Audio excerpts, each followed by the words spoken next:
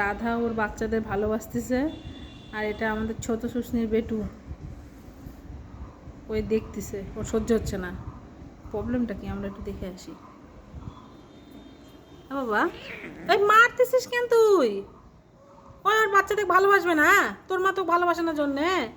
আর আমার রাধাটা কত মিষ্টি, সব অত্যাচার মেনে নেয়। তোর প্রবলেমটা কি আমাকে একটু বলতো, প্রবলেমটা কি? তুই মারতেছিস কেন? হ্যাঁ, তোর খাওয়ার ইচ্ছা তুইও খাওয়া যায়, যা। তুই না একটু আরে বাবা, এমা ওমা ওমা, দেখ রাধা কিন্তু কিছু বলতেছে না বাবা, কিন্তু আমার কিশমিশ কিন্তু খেয়ে যাচ্ছে এখানটা। অন্যায় আমার কিশমিশ সহ্য করতে পারে না। ওই